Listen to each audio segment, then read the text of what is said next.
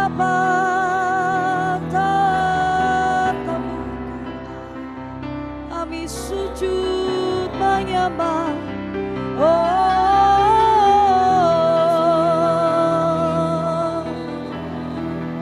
Terima kasih,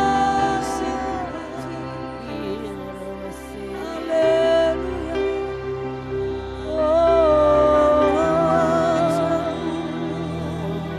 Irabaya shana ramaya, yarabahara rabaya,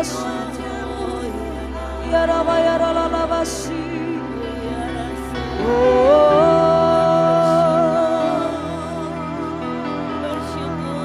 Oleh karena kuasa darah-Mu, oleh karena penebusan-Mu,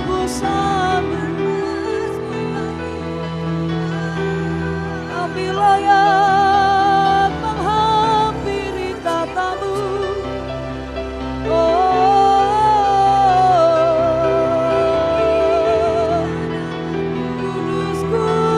Kuduslah Kau Tuhan, era bahasa Rabayasu,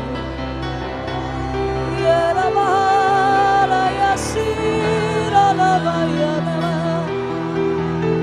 Kudus, kuduslah Tuhan.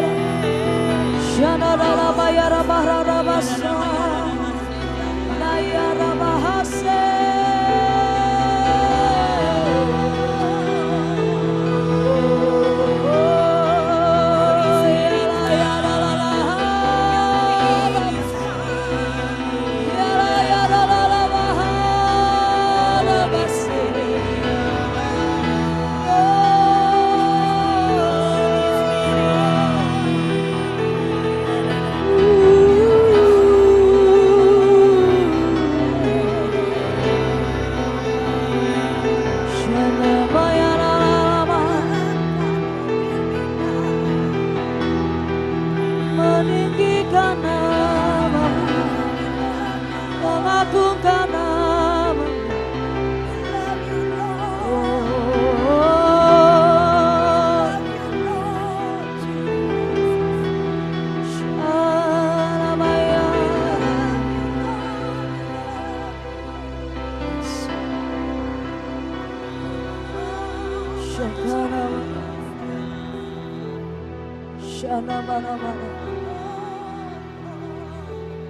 Shana Maya Namo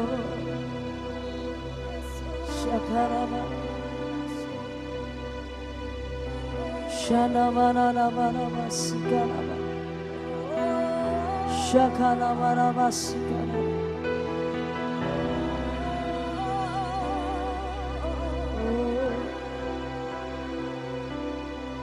May I enter Your dwelling place, Lord. I hunger to gaze upon Your face. My Yeshua paid the price, Holy Lamb of sacrifice. You have given me Your life. By His blood I enter in to Your dwelling place, to Your dwelling place, to Your dwelling place, to Your dwelling place, to Your dwelling place.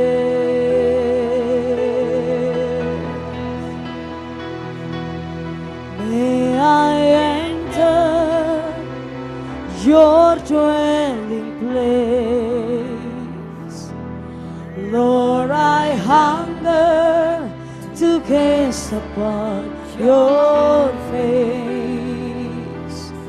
My Yeshua paid the price, Holy Lamb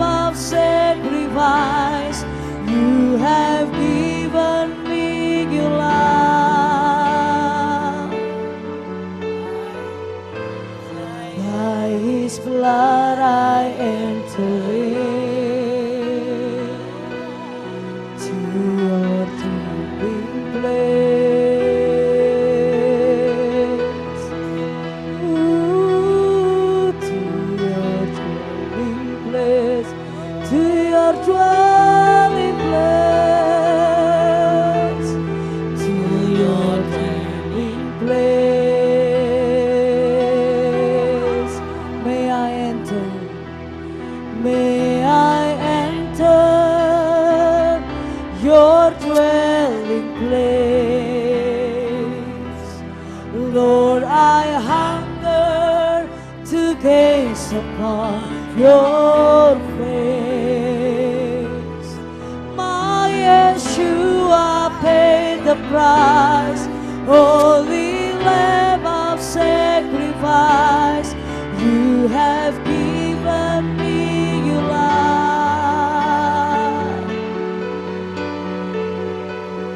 By His blood I enter in to your dwelling place. Amen. To your dwelling place. Ooh, to your dwelling place. To your dwelling place. To your dwelling place. To your dwelling place. To your dwelling place. Oh, to your dwelling place. May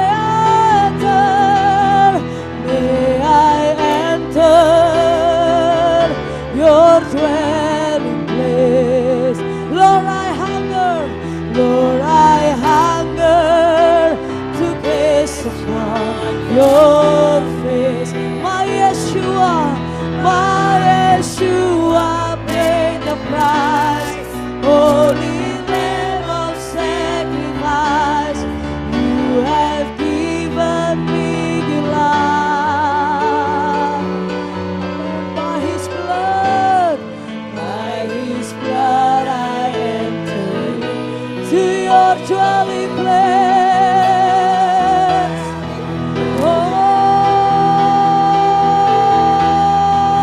Oh, to your dwelling place, to your dwelling place, to your dwelling place, yeah.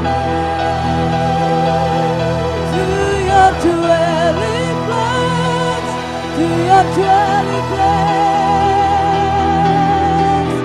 to your dwelling place. Oh, to your dwelling place. Ooh, to your dwelling place. Oh, la la la la la la la la la la la la la la la la la. To your dwelling place. Oh, yes, we come to you, we come to you, we come to you, we come to you, Lord.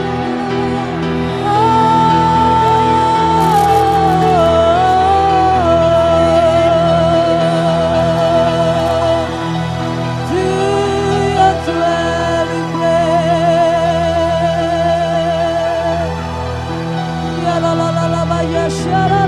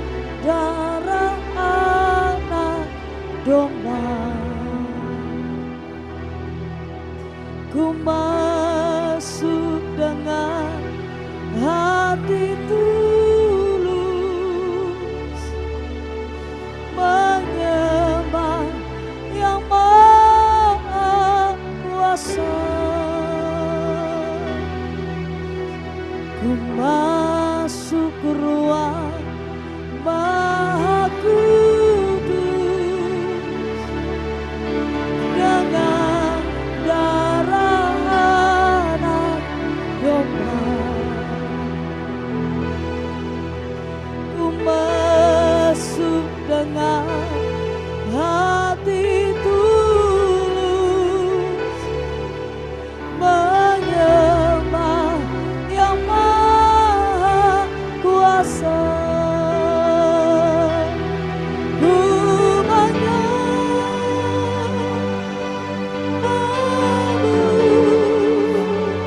kami sembahkan, ku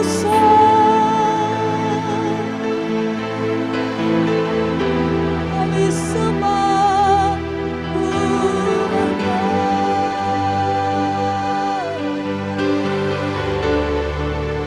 menyembahmu, ku sembahmu,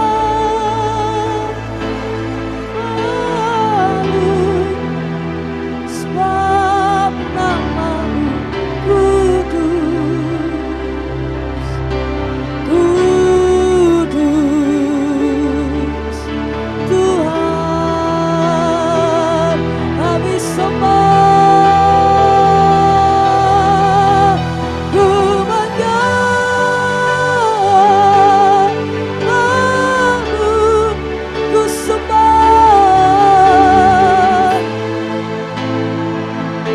Rabaharabasa, Dakaralabayase, ku menyembahmu Tuhan. Ku sembahmu,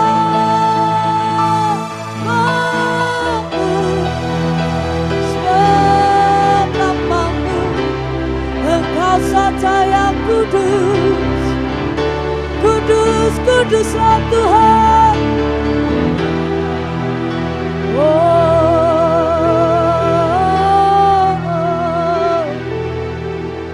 Ku masuk ruang Maha Kudus dengan darah anak domba. Ku masuk dengan hati tulus menyembah yang Maha. Kami sembah Kau Tuhan. Ku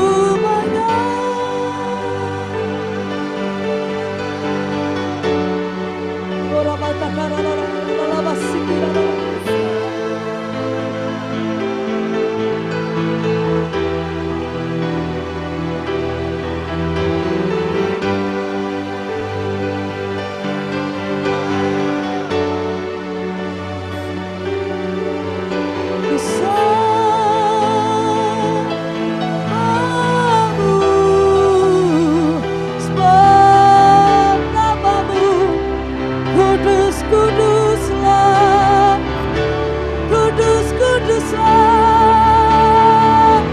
Oh, kami sembah, kami sembah. Ku menyembahmu,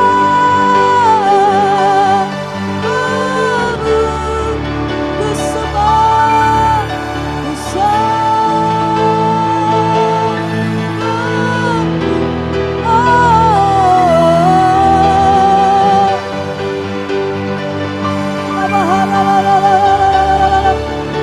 Kekudusan-Mu melingkupi setiap kami. Kemuliaan-Mu Tuhan menyatakan di tempat ini. Sebab namamu kudus, namamu mulia, namamu agung. Oh Yesus, Yesus.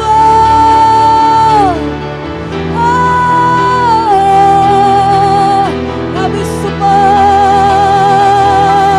ku menyembahmu, ku sembah, ku sembahmu,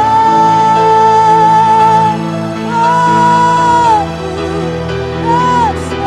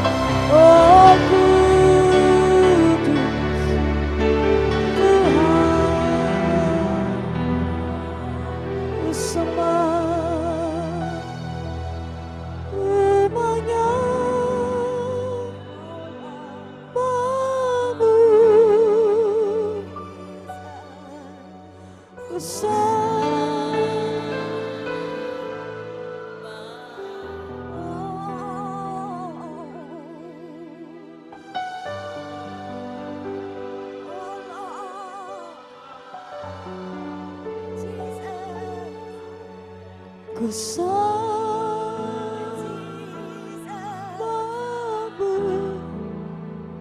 sebab namamu kudus Tuhan, sebab namamu kudus, sebab namamu kudus, kudus Tuhan, oh Satya kudus, oh sebab namamu kudus, oh kudus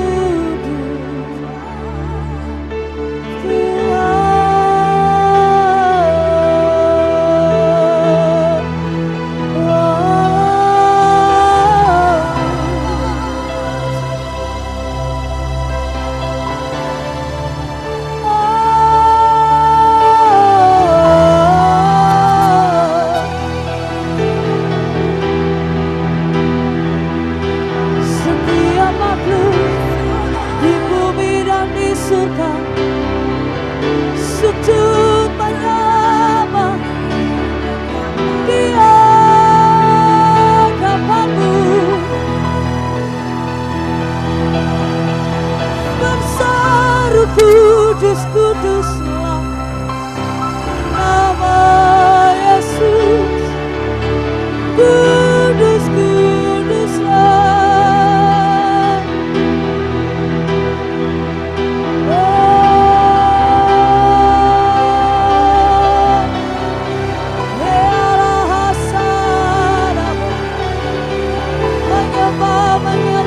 Menyembah Sang Raja, sujud di hadapanmu, sujud di hadapan tanganmu, persembahkan hidup ini sebagai korban yang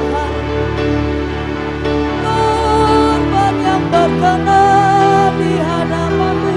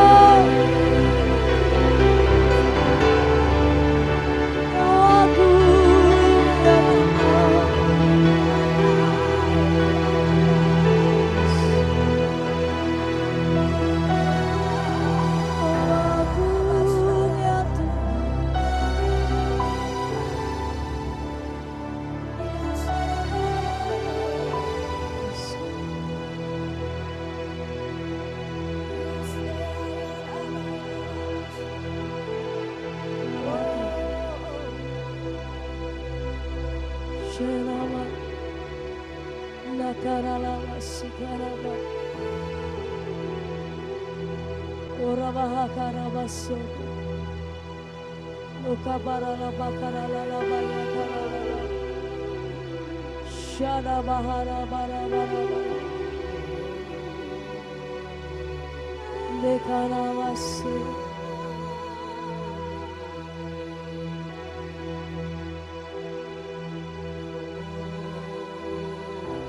Jubah kekudusanmu, jubah kemuliaanmu lingkupi setiap kami saat ini.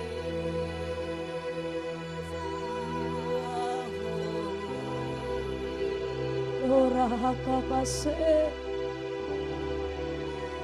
ya rabahakarabaso shada bara bara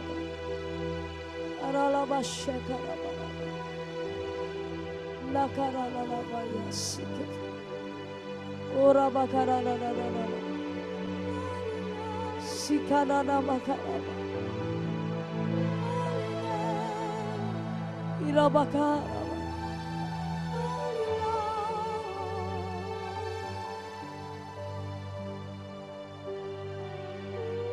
Ya, di tempat ini tidak ada nama yang lain yang ditinggikan selain nama Yesus. Di dalam kehidupan kami, ya senantiasa Tuhan mengajar kami, mendidik kami untuk belajar memprioritaskan Tuhan, mengutamakan pribadi-Mu. Ya, tidak hanya mulut kami yang memuliakan Tuhan, tapi biar Kau dapati hati kami juga memuliakan nama-Mu. Diberkati Kau Tuhan dengan pujian kami dalam dekapan hadirat-Mu.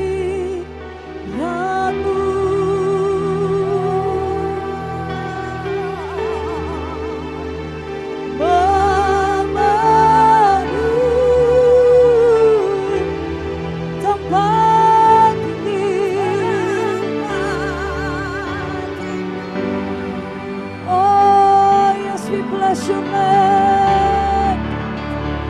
Diberkati Kau Tuhan dengan pujian kami dalam dekapan hadirat-Mu.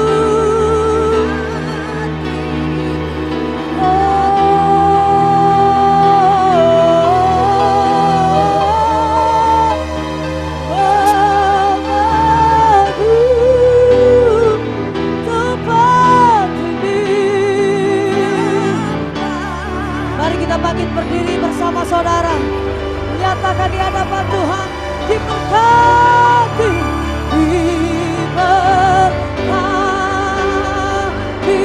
Kau Tuhan dengan pujian kami, dekap setiap kami anak-anak-Mu, penuhi hidup kami Tuhan.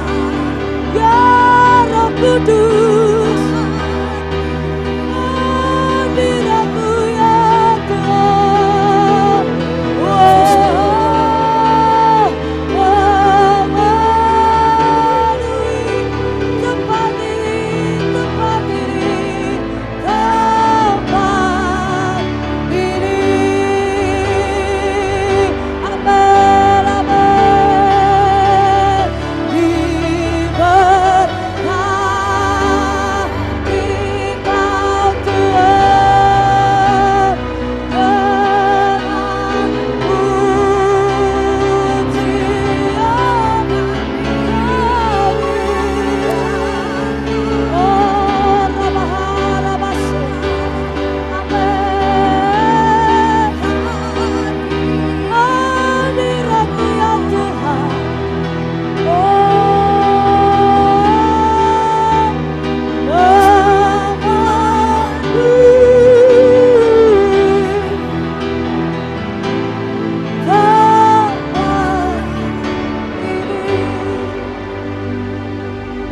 Tuhan sendiri katakan sama-sama di hadapan.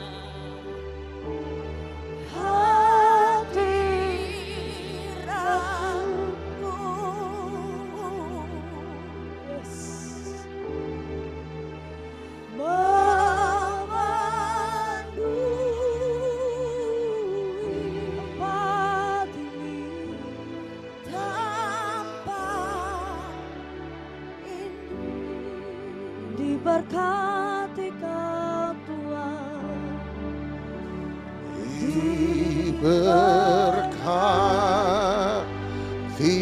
Kau Tuhan dengan pujian kami dalam dekapan hadirat-Mu.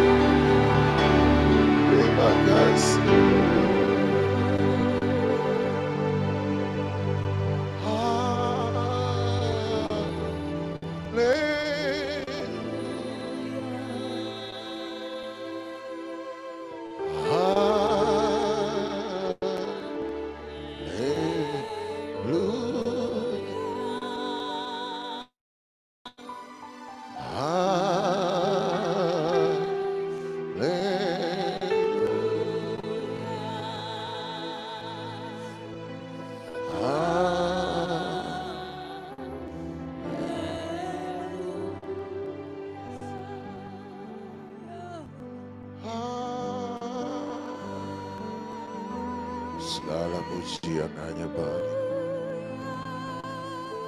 segala hormat hanya bagi.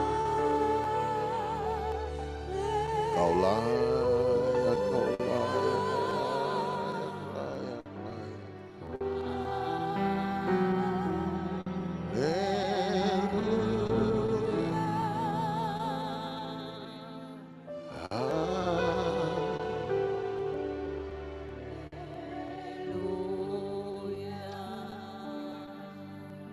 Biarlah Engkau disenangkan oleh pujian kami. Engkau disukakan oleh persembahan kami.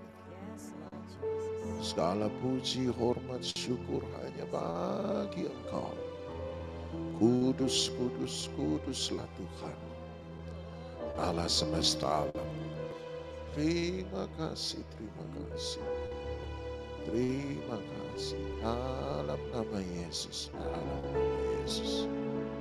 Dan setiap kita mencintai Dia, sama-sama kita katakan amin, amin. Silakan duduk. Shalom. Siapa percaya bahwa Tuhan di tengah-tengah kita? Amin. Amin.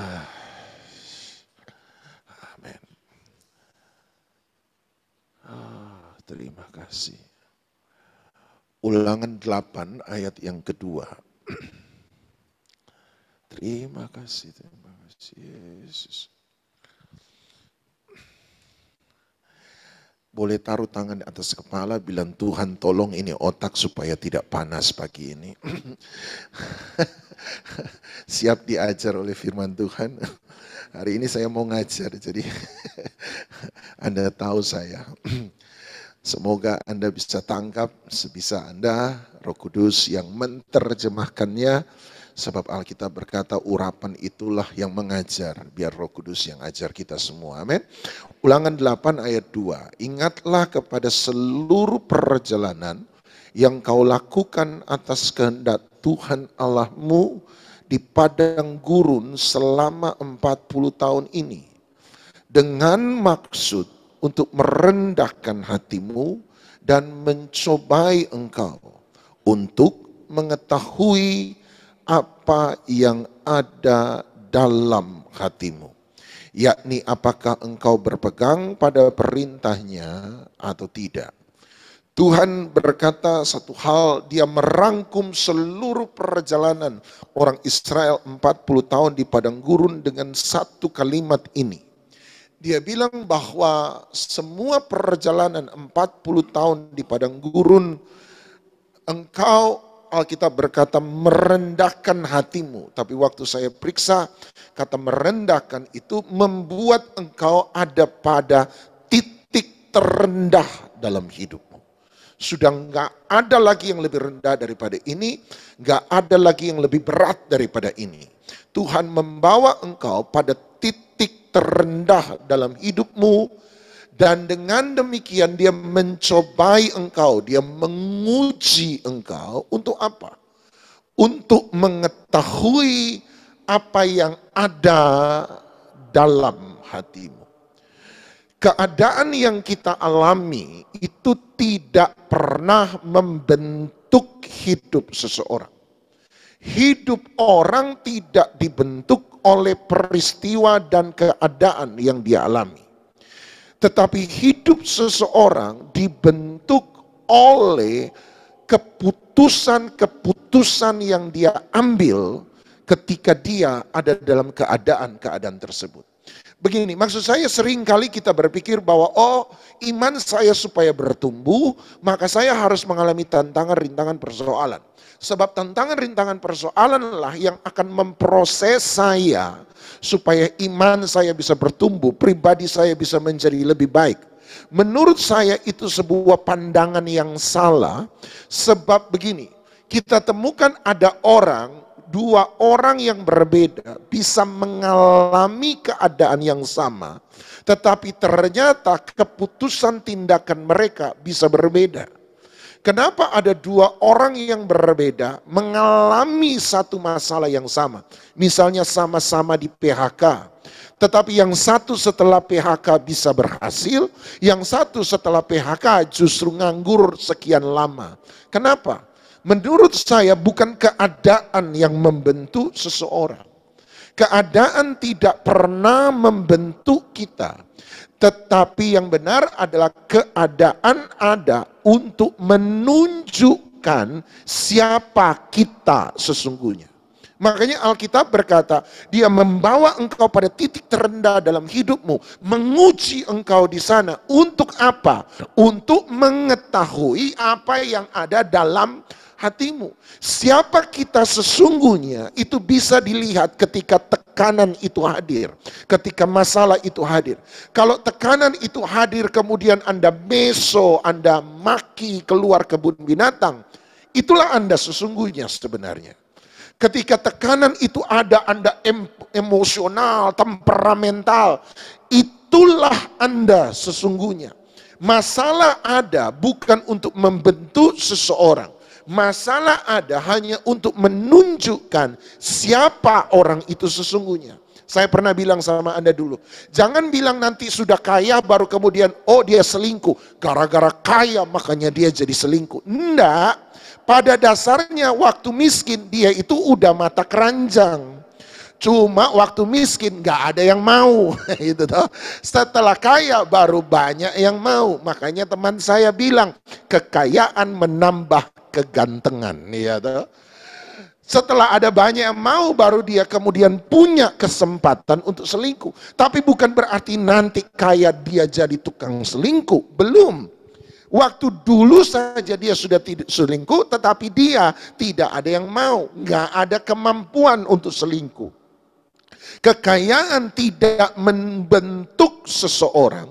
Kekayaan hari itu hanya menunjukkan, ini loh kamu sesungguhnya. Oh sudah kaya, makanya dia jadi sombong. Tunggu. Bukan kekayaan yang buat orang jadi sombong. Pada dasarnya memang dari dulu sudah sombong itu orang.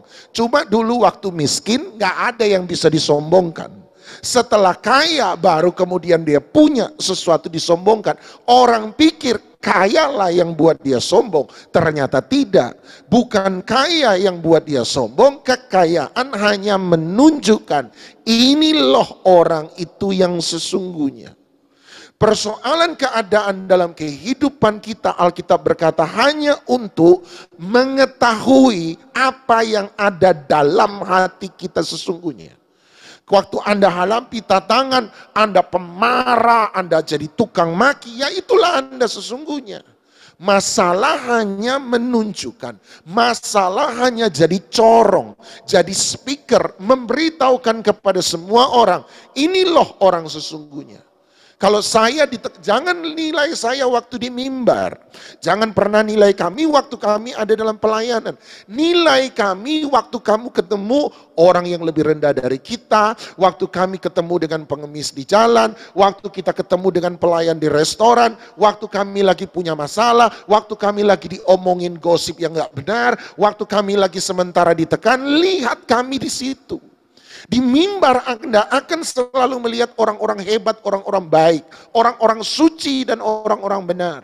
Tetapi ketika kami keluar dari mimbar, ketika kami menghadapi persoalan, ketika kami dipuji orang, ketika kami dijamah orang, ketika kami disanjung orang, ketika kami dihina orang, itulah kami yang sesungguhnya. Respon kami menunjukkan siapa kami yang sesungguhnya. Hal senada serupa Anda bisa temukan dalam 1 Petrus pasal 1, 1 Petrus pasal 1 ayat yang ke-7. 1 Petrus pasal 1 ayat yang ke-7. Kembali lagi. 1 Petrus pasal 1 mulai dari ayat 6. Ayat 6 saja. Mulai dari ayat 6.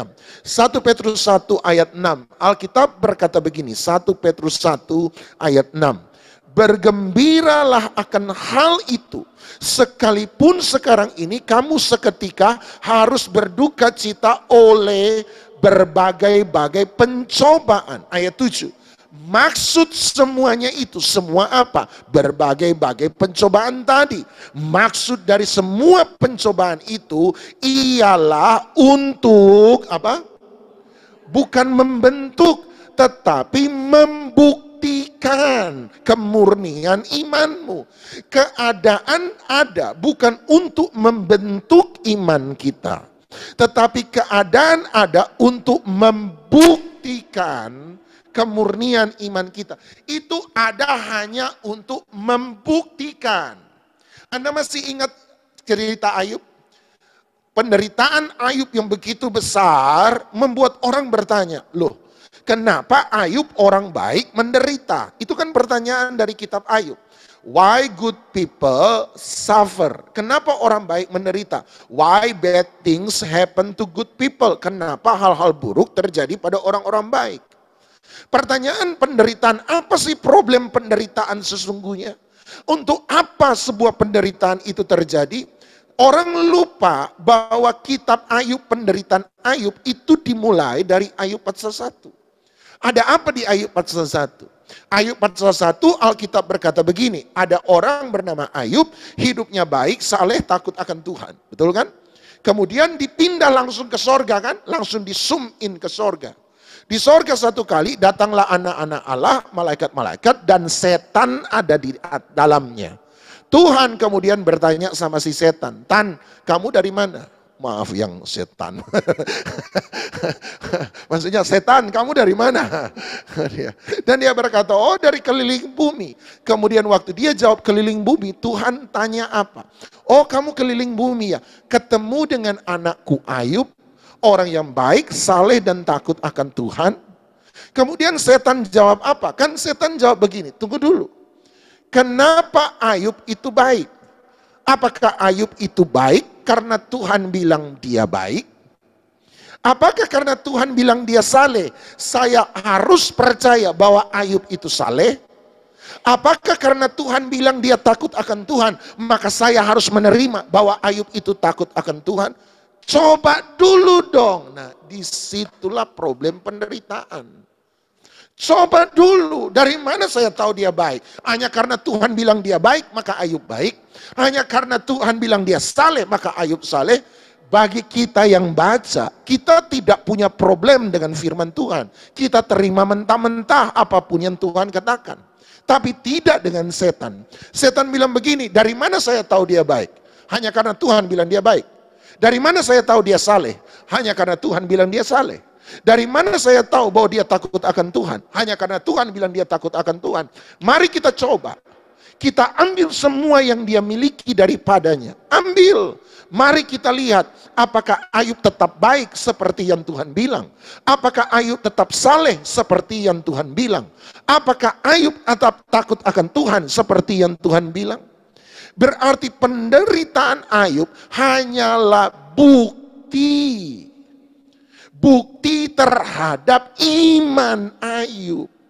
Dia dicobai supaya benar-benar baik. Benar-benar saleh.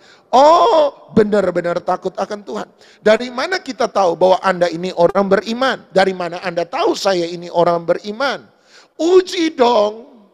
Sebab kalau tidak diuji, Anda tidak akan pernah tahu saya. Keadaan hanya ada ayat 7, 1 Petrus 1:7 membuktikan. Jadi masalah keadaan ada untuk membuktikan, bukan untuk membentuk, tetapi untuk membuktikan kemurnian iman kita. Anda benar-benar murni atau tidak, Anda palsu atau KW. Anda asli atau KW, itu kan yang mau dilihat oleh sebenarnya penderitaan. Keadaan kalau begitu, keadaan hanyalah fasilitas untuk membuktikan iman kita. Keadaan tidak membentuk, tetapi dia jadi fasilitas. Gini, Anda semua datang hari Senin ke tempat ini. Tempat ini adalah fasilitas supaya kita bisa diajar. Tapi soal Anda bertumbuh atau tidak bertumbuh kan tidak ditentukan oleh tempat ini, bukan? Anda pindah ke tempat lain, Anda juga tetap bisa bertumbuh di sana. Anda pindah ke tempat lain lagi, Anda tetap bisa bertumbuh di sana. Tempat ini hanya fasilitas. Keadaan sama, keadaan hanya fasilitas untuk membentuk iman kita. Tapi keadaan tidak membentuk iman kita. Cuma tempat, hanya fasilitas untuk membentuk iman seseorang.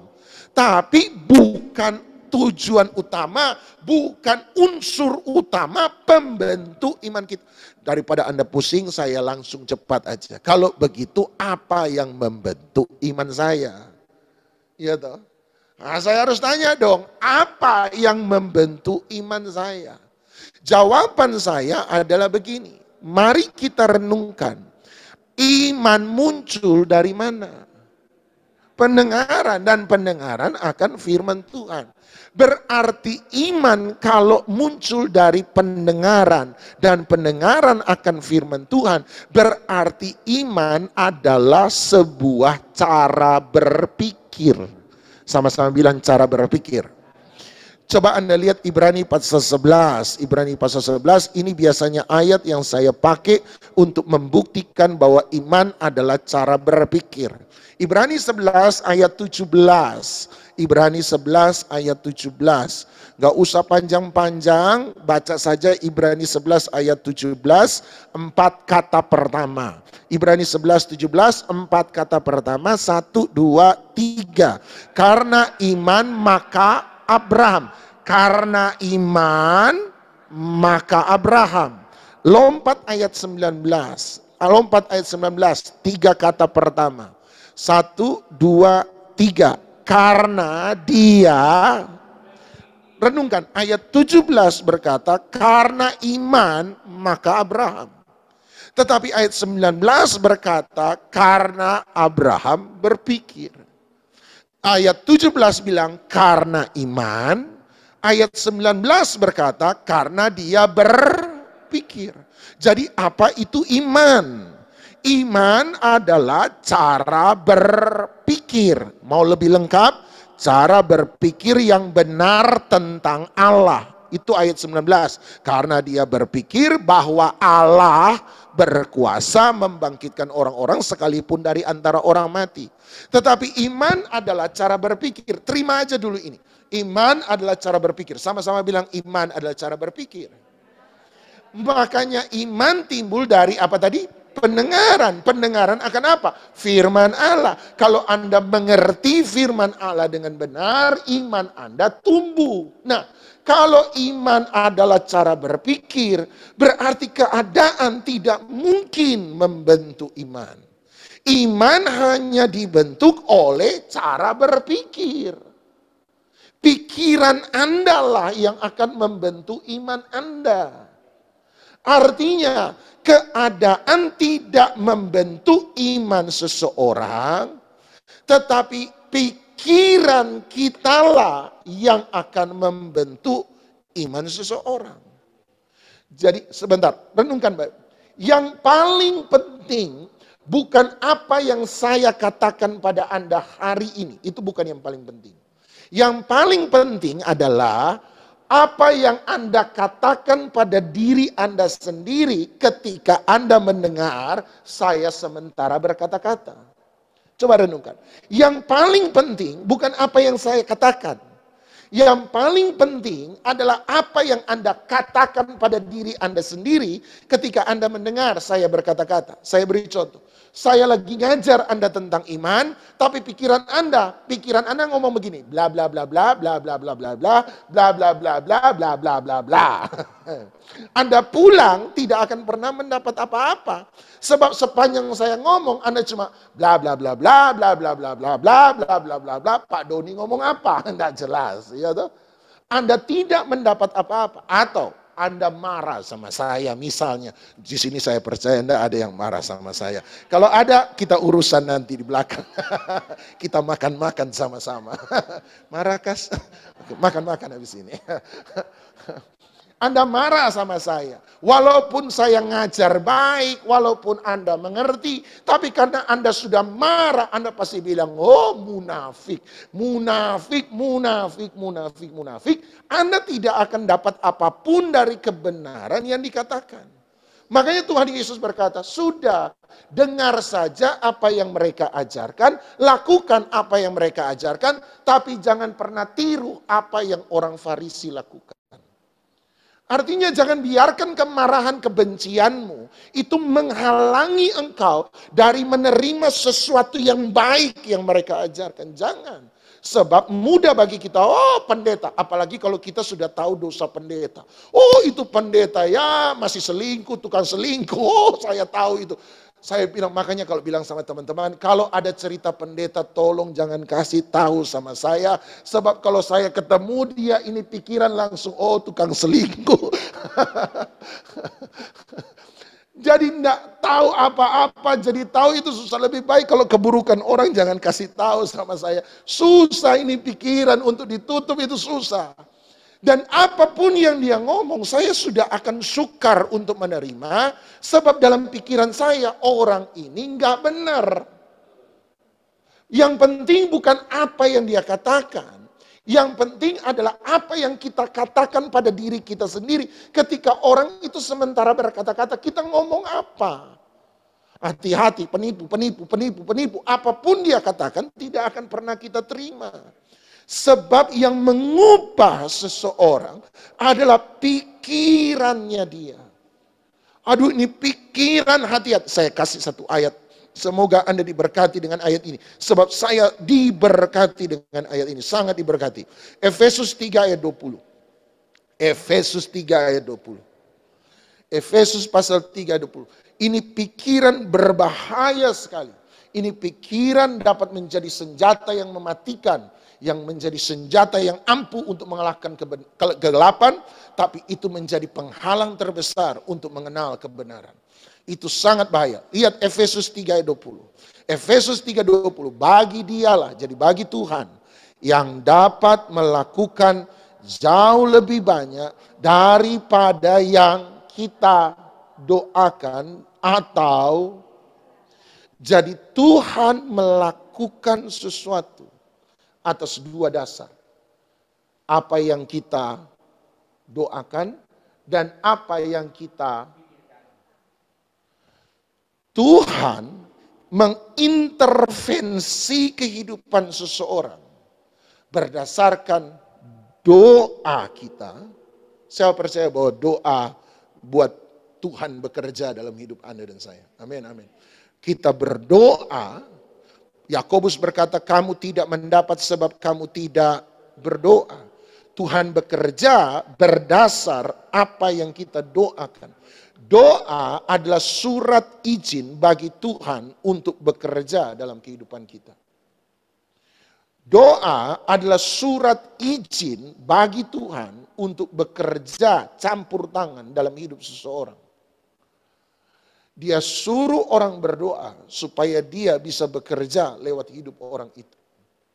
Dengar, seluruh bumi punyanya Tuhan. Amin. Tapi Alkitab berkata bumi telah diberikan kepada manusia. Berarti untuk Tuhan bekerja di muka bumi, dia perlu kerjasama dengan manusia. Sebab dia berkata bumi telah diserahkan kepada manusia. Gini aja, Anda punya rumah, Anda sewakan rumah Anda kepada orang lain. Saya tanya, bolehkah Anda sebagai pemilik rumah tiba-tiba datang pada rumah yang sudah Anda sewakan, Anda bawa kunci sendiri, Anda buka, Anda masuk kamar mandi dia, Anda masuk dapurnya dia. Boleh? Loh, tapi itu rumah saya. Betul, tapi sudah disewakan. Ketika sudah disewakan, maka Anda tidak berhak untuk masuk ke dalam rumah itu tanpa izin. Sama dengan Tuhan. Ketika dia mempercayakan kehidupan itu pada kita, dia tidak akan campur tangan dalam hidup Anda tanpa seizin Anda. Dia tunggu Anda berdoa, Anda mengundang dia, memberi dia izin untuk campur tangan dalam hidup Anda. Sebab Tuhan bekerja berdasarkan apa yang kita doakan, tapi yang kedua, apa yang kita pikir.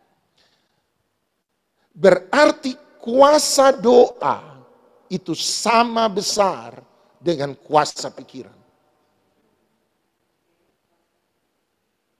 Sebab dia berkata dia bekerja dengan dua hal. Atas dasar dua hal. Legalitasnya atas dua hal. Satu, apa yang kita doakan. Dua, apa yang kita pikirkan. Kalau ini benar, saya kasih poin nomor satu buat Anda. Berarti pikiran kita adalah doa kita. Jadi kalau Anda pikir mati,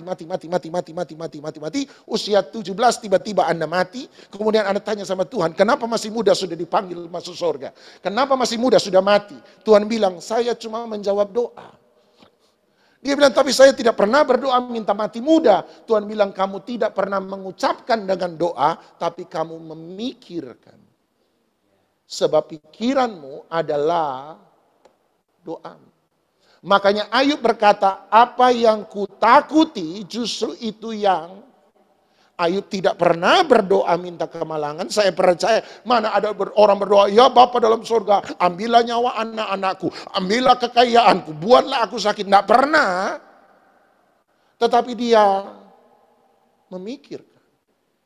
Dan bagi hukum universal, pikiranmu juga adalah doa. Aduh bagaimana ini bangkrut, ini model begini, bangkrut benar. Kemudian ada teriak, Tuhan kenapa jadi bangkrut? Dan Tuhan bilang cuma menjawab doa. Tapi Anda berkata saya tidak pernah berdoa minta bangkrut. Tuhan berkata ya, kamu tidak mengucapkan doa, tetapi kamu memikirkan. Apa yang kutakuti justru itu yang terjadi. Sebab Tuhan bekerja lewat doa dan bekerja lewat pikiran.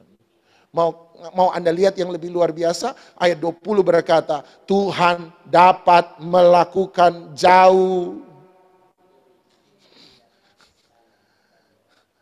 Jadi lebih banyak. Jadi kalau Anda pikir bangkrut, Tuhan bekerja lebih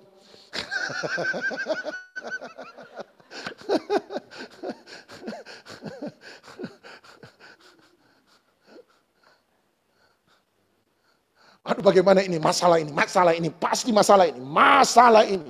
Dan Tuhan berkata, Tuhan sanggup bekerja lebih, dia kasih lebih banyak masalah. Sebab pikiranmu sekaligus adalah doamu. Aduh Bapak Ibu ini jaga.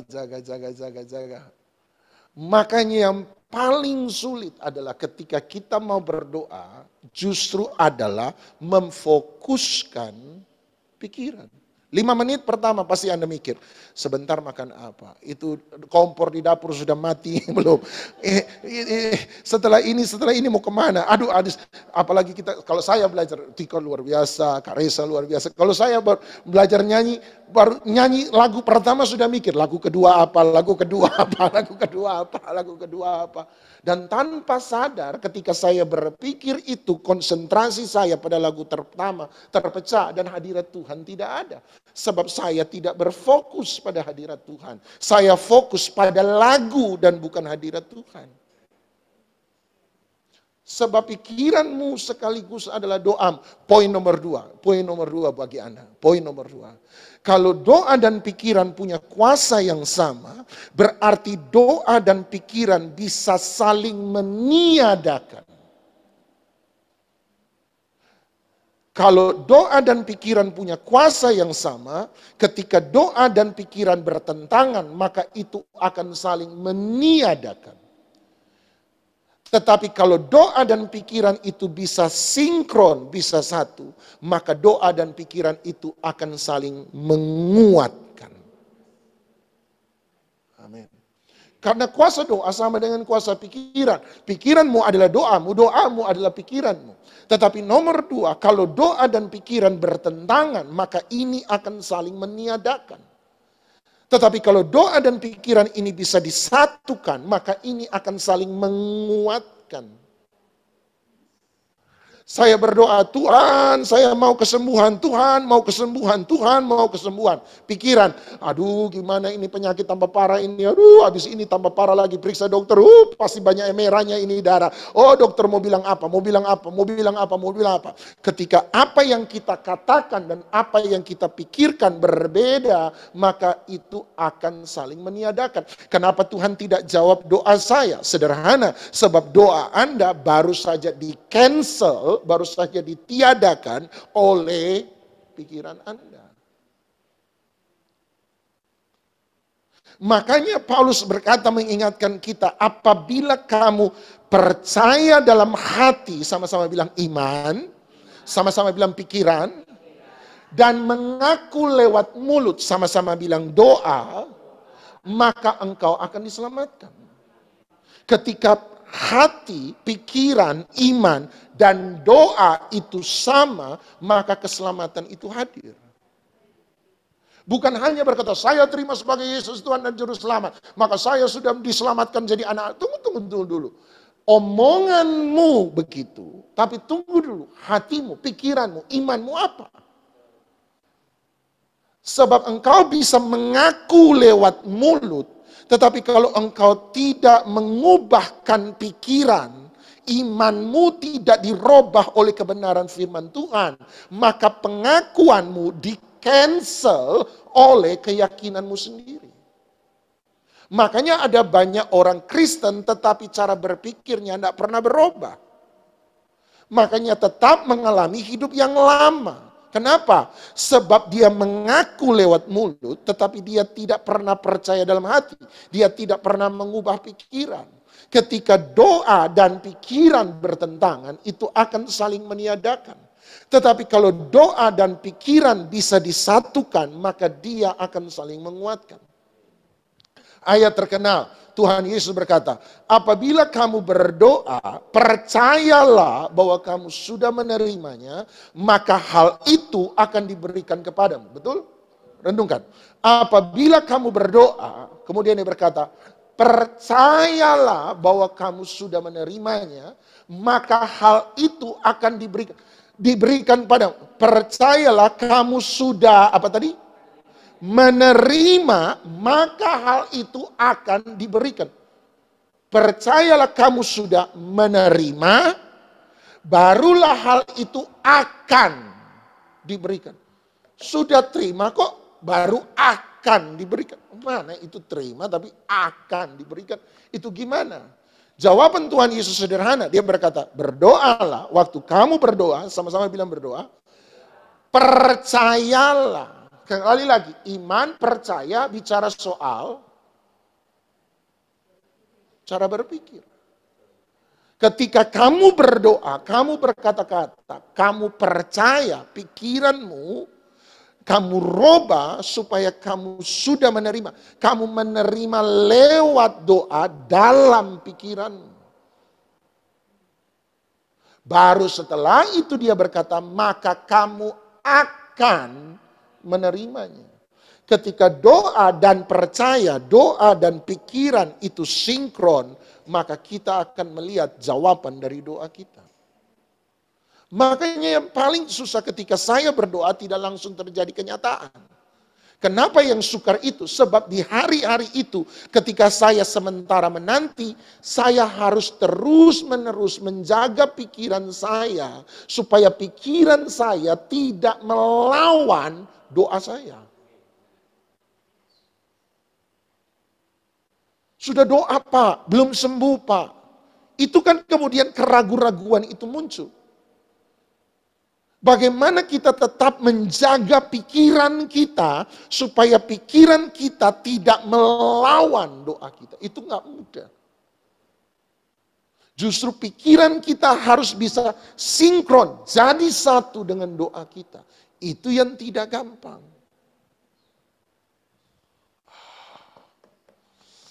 Oh, saya berdoa Anda dapat sesuatu. Keadaan tidak pernah membentuk iman seseorang.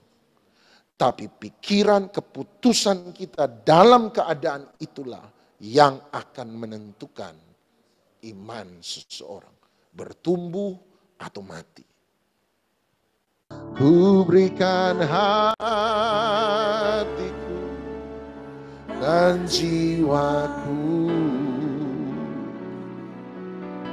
semuanya bagimu di dalam hidupku, di setiap waktu. Nyatakan jalanmu, ku berikan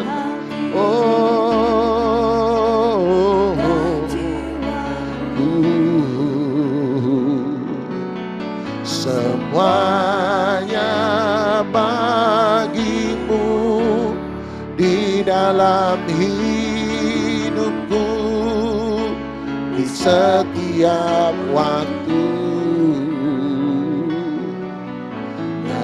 Nyatakan jalanku.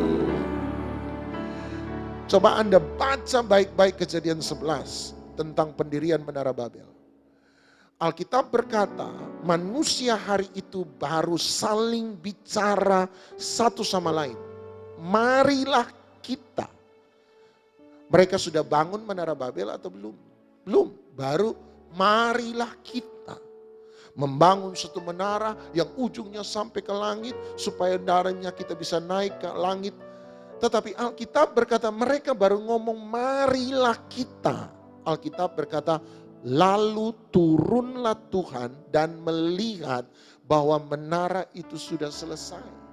Luar biasa. Itu cerita kalau Anda lihat baik-baik aneh benar-benar. Mereka baru bilang marilah kita. Alkitab berkata Tuhan melihat menara itu sudah selesai didirikan. Jadi padahal menurut saya mereka belum mulai bangun. Mereka baru berpikir. Tetapi ketika mereka baru berpikir, buat Tuhan itu sudah selesai. Semua barang diciptakan dua kali. Satu, ini mimbar diciptakan dua kali. Satu, desainnya diciptakan lewat pikiran sang pencipta. Modelnya bagaimana, ukurannya berapa, tingginya berapa, dikasih laci atau tidak. Desainnya ditaruh di otak dulu. Ketika itu selesai di otak, baru kemudian dibentuk. Semua hal diciptakan dua kali. Satu lewat pikiran, dua lewat kenyataan. Dan kenyataan hanya bisa jadi kalau itu sudah lebih dulu selesai di pikiran. Kalau belum selesai di pikiran, kakinya bagaimana, kasih laci tidak, lebarnya berapa, tidak akan bisa digambar. Gak mungkin Anda bisa bilang, oh saya mau bangun mimbar, saya mau bikin mimbar, modelnya gimana, terserah, pokoknya mimbar. Tidak bisa, Anda harus gambarkan mimbarnya model bagaimana, bentuknya bagaimana. Anda harus bisa menggambarkan dalam pikiran. Pikiran baru diwujudkan dalam kenyataan. Berarti realita kita yang sesungguhnya diciptakan oleh pikiran kita, bukan diciptakan oleh keadaan. Itu tadi saya bilang, kalau saya sudah marah sama satu orang, apapun yang orang itu buat sama saya, sekalipun baik, dia kasih minum sama saya, Pak Doni silakan minum. Waktu dia kasih minum, saya pasti ngomong minimal halusnya saya bilang, dasar munafik. Mau jahat, waktu dia kasih minum, saya pasti pikir dikasih racun ini, dikasih racun. Saya tidak mau minum, tapi waktu saya ketemu Tante Maria, saya bilang, Tante Maria tahu itu orang. Waktu itu saya datang Tante Maria, dia kasih minum, dia kasih racun itu Tante Maria, dia kasih racun. Tante tanya, betul racun? Kamu sudah minum, kamu sudah tes? Enggak, tapi saya percaya itu orang jahat, dia kasih racun sama saya. Tidak terjadi kenyataan, tetapi kalau pikiran saya sudah jahat sama dia, apapun yang dia buat itu kenyataan bagi saya. Anda lihat realita kita sesungguhnya bukan apa yang kita lihat. Realita kita yang sesungguhnya apa yang ada dalam pikiran kita. Semua orang boleh nyembah, nangis, meneteskan air mata. Anda tidak suka WL-nya, Anda pasti bilang gak kerasa apa-apa. Dan Anda benar-benar tidak akan merasa apa-apa. Sebab realita kita yang sesungguhnya bukan apa yang kita lihat. Realita kita yang sesungguhnya adalah pikiran kita.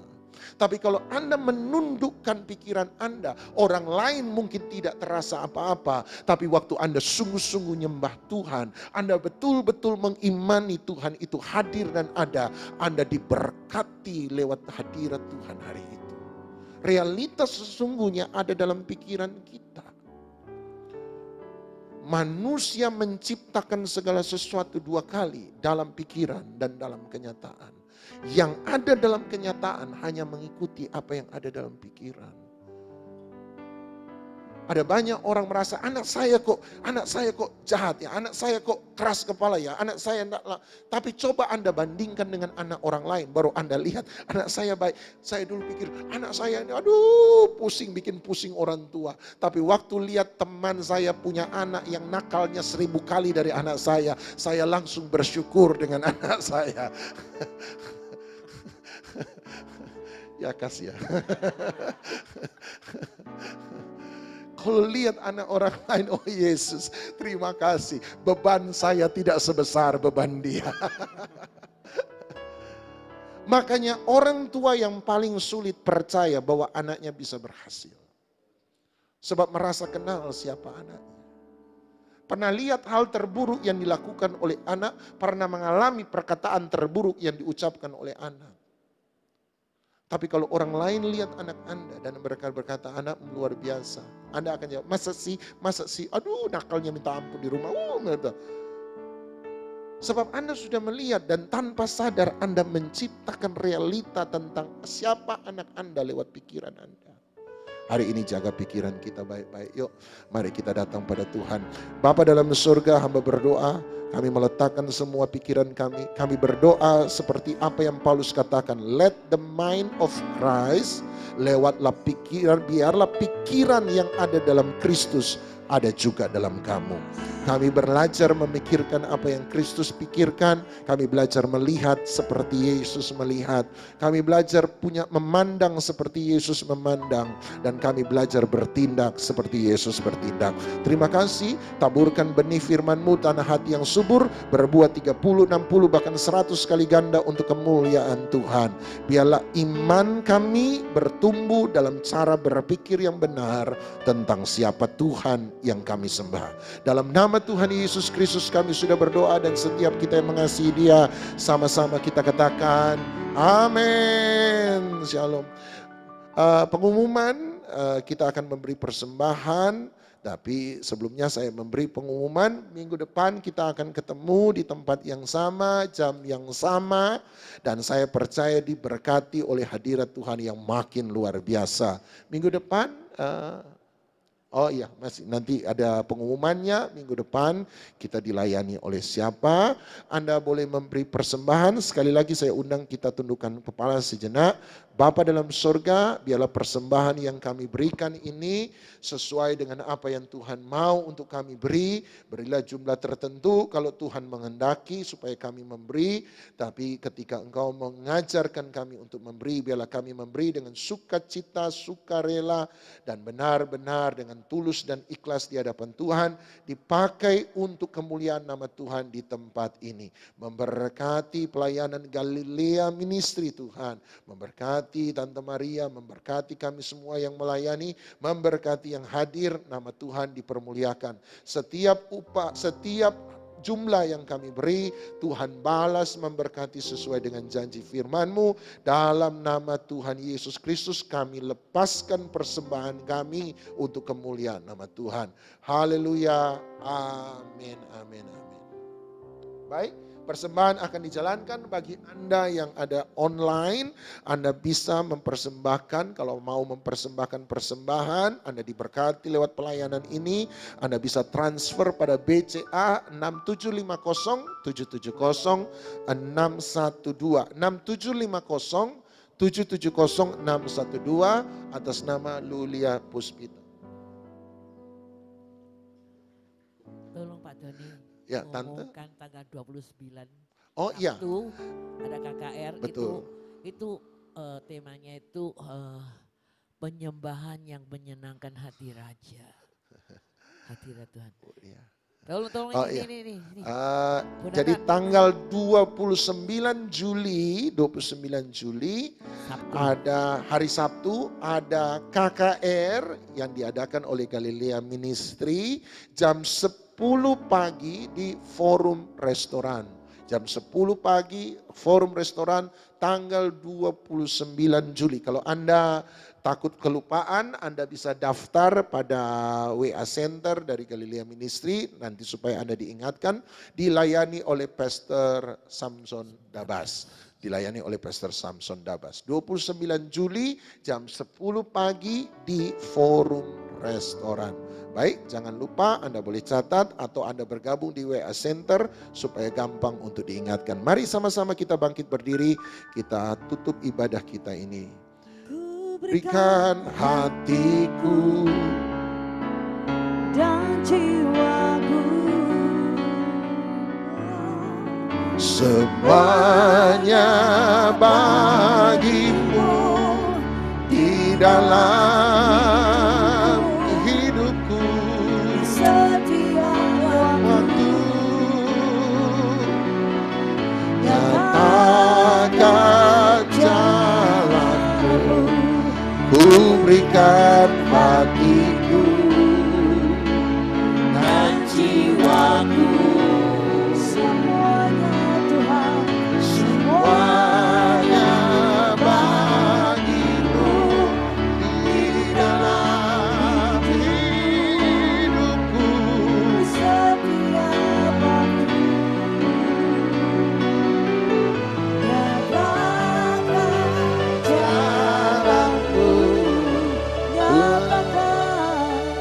nyatakan jalanmu. ya saya undang Koari maju ke depan. Ya, hari ini Anda mungkin yang di online jarang melihat, tapi ini man behind the layar. Ulang tahun hari ini, saudara. Jadi kita doakan yang terbaik. Kita doakan yang terbaik. Ya, ini orang yang berjerih payah dari malam-malam. Sudah berapa tahun kita? 3 tahun ya, Koari. Sudah lumayan ya. Lumayan, hampir 3 tahun lah. Dan Koari yang setting semua luar biasa. Dari rumah lama sampai rumah baru, sampai rumah kekal di surga nanti. Kita berkati, kita doakan yang terbaik. Mari kita arahkan tangan Bapa dalam surga, kami memberkati saudara kami dalam Tuhan. We bless him, kami memberkati dia. Kasih sayang dan anugerah-Mu biarlah tercurah dalam kehidupan Koari, sekeluarga, Ciuli, anak-anak. Kami memberkati keluarga mereka, kami memberkati hidup pribadi, pekerjaan dia. Tuhan jaga, Tuhan Engkau bukakan jalan, Engkau berkati lebih dan lebih. Sebab kami percaya bahwa mereka yang menabur dengan tetesan air mata pasti akan menuai dengan sorak-sorai. Tidak mungkin kalau kami kerja buat Tuhan, Tuhan tidak kerja buat kami. Tidak mungkin ketika kami memberi yang terbaik untuk Tuhan, Tuhan tidak memberi yang terbaik bagi kami. Bahkan Engkau yang lebih dulu bekerja bagi kami. Engkau yang lebih dulu memberi yang terbaik bagi kami. Oleh sebab itu berkati dengan rasa lapar dan haus akan Tuhan yang makin besar. Berkati dengan hikmat dan kebijaksanaan. Berkati dengan damai, sejahtera dan sukacita. Berkati dengan berkat jasmani, berkat rohani, dan berkat-berkat surprise dari Tuhan. Menjadi bagian dalam kehidupanmu. Karunia-karunia rohani ditambahkan dalam hidupmu. Engkau akan semakin punya dampak, engkau akan memperbesar pengaruh oleh apa yang engkau kerjakan dan lakukan. Lewat mulutmu, lewat kesaksianmu, lewat hidupmu, orang-orang akan diberkati. Bahkan anak-anakmu lah yang terlebih diberkati oleh karena keberadaanmu. Memberkati suami istri ini, memberkati sekali lagi anak-anak, memberkati keluarga besar yang ada, dan biarlah berkat itu tinggal tetap dalam kehidupannya hari ini sampai selama-lamanya. Angkat dua tangan Anda, terimalah berkat yang sama daripada Allah Bapa, cinta kasih sayang dan syafaat daripada Tuhan kita Yesus Kristus, persekutuan, penghiburan, kekuatan, sukacita, damai sejahtera, kemenangan, hikmat, wahyu, urapan daripada Roh Kudus menyertai setiap kita pagi hari ini sampai selama-lamanya. Di dalam nama Tuhan Yesus Kristus yang percaya dilawat diberkati Tuhan, sama-sama kita katakan amin. Amin. Selamat pagi, Tuhan berkati. Saya mohon doakan terus tanggal 29 Sabtu jam 10 pagi. Karena nanti temanya itu penyembahan yang menyukakan hati raja. Lihat itu ya, Esther. Dari orang yang biasa. Tapi dia tahu bagaimana menyenangkan hati Tuhan. Dan dari orang yang hina, budak, sampai diangkat menjadi ratu. Dan diberikan berkat yang luar biasa. Berkat siapa namanya Haman itu diberikan kepada Esther. Dan Esther dipakai oleh Tuhan menyenangkan bangsanya. Amin. Ayo doakan terus. Hadirat Tuhan, hadirat Tuhan. Hadirat Tuhan. Yang akan membuat kita berubah. Yang akan membuat kita mendapatkan favor. Favor Tuhan kalau turun atas hidup kita. Kita masih ada di dunia. Tapi kita akan melihat surga turun atas hidup kita. Amin. Mari doakan terus. Dan tetap ada dalam hadirat Tuhan. Haleluya, saya mau mendengar kesaksian di tempat ini. Banyak orang mengalami unusual miracle. Jadi bukan mujizat yang biasa. Tapi unusual. Berkat yang luar biasa. Yang tidak pernah dipikir. Yang tidak pernah timbul dalam hati. Itu yang Tuhan akan sediakan. Setiap kita. Doa-doa kita akan didengar. Karena kita disertai dengan favor Tuhan. Amin. Mau semua mendapatkan favor Tuhan? Haleluya. Tuhan berkati. Amin. Thank you for coming.